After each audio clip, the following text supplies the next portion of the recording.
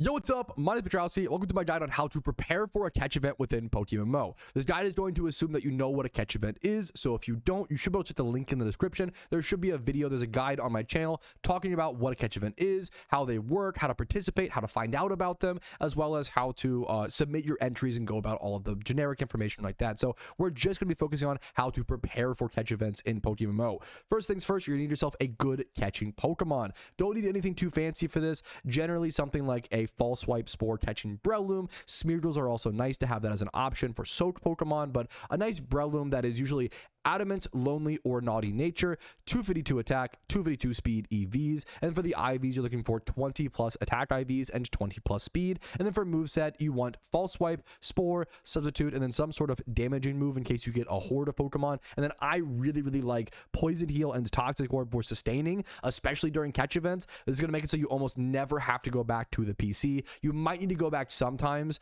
to like reheal up your spore. That does happen occasionally, but let's go ahead and first cover some of the general information, the general knowledge. There is a catch event coming up, and we're gonna be using this Mudkip catch event as an example of how I would go ahead and prepare, what I would do as an endgame player to think about and figure out what I want to do strategy wise for this upcoming event. So for this event, we can find out the catchable Pokemon in this area are going to be Mudkip, Poochyena, Zigzagoon, and Taillow. Now, even though this is a Mudkip catch event, Mudkip is actually the least important Pokemon on this list. The reason why, Mudkip's a starter Pokemon, which means two things. He's going to require you popping lures to encounter him, which costs some Pokeyen and waste time. You almost never want to be popping lures during catch events. It just slows down your encounters and your catches because you're getting two encounters. It makes the encounters a lot more sloppy to actually catch. You cannot throw a Pokeball with two Pokemon on the battlefield. It makes it more complicated. What you actually want to do is focus on the lower level mons, the easy to catch Pokemon, the Poochyenas, the Zigzagoons, the Taillows, to then use those to your advantage to win the gift Mudkip or the shiny Pokemon or whatever is up for grabs in the reward slot. The nature bonuses for this event are +5 for mild and +5 for jolly. And that brings into question a really big question, a really important thing, which is whether or not you should use a synchronized Pokemon. The synchronized Pokemon that I typically use are Kadabras. I don't have one on me, so apologies, but I'll show you one over on the GTL. You want to look for Pokemon that have decent speed.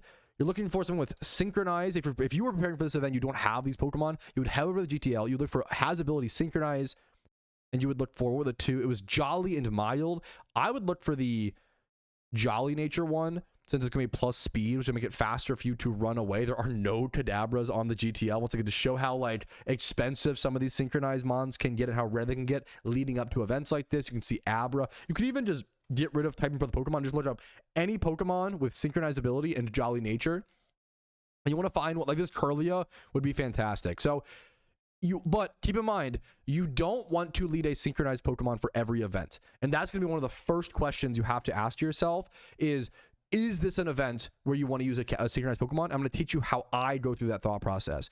Generally, this is the general rule of thumb when it comes to catch events. This is what the average turns look like depending on the event. Every event's going to be different, and I'll go through the kind of process of elimination with the Mudkip events, all right? So with the Mudkip catch event, for example, let's go back to it. With the Mudkip event, I know that Mudkip is a very difficult catch rate, right? But if you don't know that, you can actually go check for yourself on this website. This website is going to be absolutely key. This is called PokeMMO Hub, and they have a catch calculator over there for PokeMMO, and it is an absolute lifesaver as a resource in the game. Let's go ahead and get it chopped up and nice, and we do it live. Nice and displayed, beautiful. So I use this for every single catch event. So what I would do is I would go check Mudkip. I would go check the Pokeball of choice, like Nest Ball or Quick Ball, which is just throwing ball at the start of the fight, so it's a lot easier. It's a lot faster. You almost, if you want to win catch events and have the best chance at winning, it is really important. Nest Ball and Quick Ball are the two best strategies. They waste no time. They waste no turns. You're not false swiping. You're not lowering the Pokemon's HP. You're not lowering, sporing them. You're not worried about increasing the catch rate. You are just doing the catch as quick as possible. It's this option. It's the fastest one. So whenever you can Nest or Quick Ball a catch event, you want to do that to have the best chance at winning. However, the downside is that it's very expensive. It does cost a lot of Pokeyen.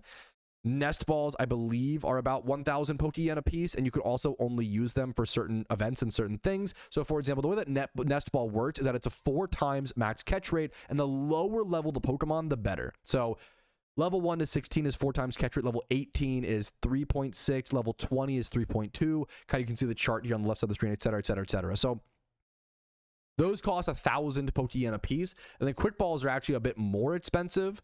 But the way that quick ball works is that if you throw it on the first turn, it has a really nice catch rate of 5 times. So those cost 1,200 Pokeyen a piece. So if you want to win, it's going to cost you some Pokeyen, but you also can win. At the end of the day, catch events are very RNG coordinated, very RNG dependent. You can absolutely just false swipe, spore, and Pokeball and win a ton of catch events, do really well. Don't feel like you can't do catch events just because you aren't doing, these strategies. These strategies do increase your odds of winning, but they aren't the end all be all. And people didn't really utilize these strategies until the last 2 years. It wasn't until the last 2 years where people started getting a lot more competitive with catch events and started utilizing the nest ball and quick ball strategies. So let's go back to the Mudkip, right? So the Mudkip, we see the mons for this event are Mudkip, Poochyena, Zigzagoon, Taillow. Now, I know to skip over Mudkip, but you might not know that. And if you don't know that, you should go check over on the catch calculator by running these numbers, selecting Mudkip as your Pokemon, not adjusting the HP, because if you're throwing a nest ball or a quick ball, that's going to be at 100% HP. The status is no status, and it would be a 30% chance to catch that Mudkip. That's terrible. You don't want to be doing that. But if I switch over to the other Pokemon, like Poochyena, for example, we can see that quick ball is a 100% catch rate. That's pretty good, but it could be better if nest ball is also 100%, which it is.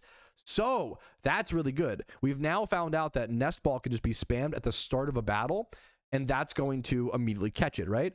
Now let's check for Zigzagoon. And you basically just use this catch calculator to go through. There we go. Zigzagoon also 100%. I'm assuming the same is true for Taillow. Let's double check though. These mons should be low. Keep in mind, nest ball only works on their lower level. So factor that in. At this location for this catch event, you can see on the you can always see on the PokeMMO forums where the catch event is taking place, and you can actually go over in your Pokedex. You can go check what level these Pokemon will be, right? So at Route 104, which is where this event is, the Mudkip will be level 8. If we go check Zigzagoon, it will be route, 104. It'll be level 4 to 5. So these Pokemon will be in nest ball range. We know that now. Perfect. So we now know after some calculations that nest balling this event looks really good. Now that tells us that we can actually synchronize this event. I don't recommend synchronizing events where you have to lead with your synchronized Pokemon in the front of your party, which I don't have one in my party right now, so apologies for that. But you don't want to use synchronized mons for an event where you lead with your synchronized Pokemon and then have to switch to your Breloom to then go for a false swipe and a spore. That costs so much time. That switching of your Pokemon every single battle wastes so much time that generally it is not worth it to use synchronized mons outside of events where you're spamming quick balls or nest balls as the strategy. So a lot of catch events are just deciphering in its process of elimination of trying to figure out what's the best strategy. Should you be false swiping and then throwing a ball? Should you be false swiping and sporing? Remember the notepad back up. False swiping and sporing and then throwing a ball? And then what ball should you use? I have a list here of the most relevant Pokeballs when it comes to catch events, being nest balls, quick balls, and Pokeballs. These Pokeballs down here are also still very, very relevant. Don't confuse with them. They are less relevant, but still very, very relevant, right? Great Ball, Ultra Ball, Dust Ball, and Net Ball. And honestly, like whatever works for you, you do want to be cost efficient. I don't want people to waste their Pokeyen. That's really important, right? But you can do a lot of different options, and catch events are pretty versatile in terms of what there's no real, most of the time, there's not a calculated, this is the best way to play this event, right? Like people are often on the fly, on the go. Every week there's 3 to 5 catch events every single week, trying to figure out what's the best strat. You don't have a whole lot of time, but you try your best, right? So don't over stress, but don't over worry about it. Just do the best you can. But I'm hoping that some of these resources and some of this thought process can show you guys how I, as an endgame player I've done over 150, 160 catch events at this point, how I kind of decipher and figure out what strategy I want to use every single event. So hope I didn't miss anything. If I did, let me know in the comments. This is a bit of a scrappy guide, but it's also a fun topic that I like talking about, so I hope it was in-depth enough.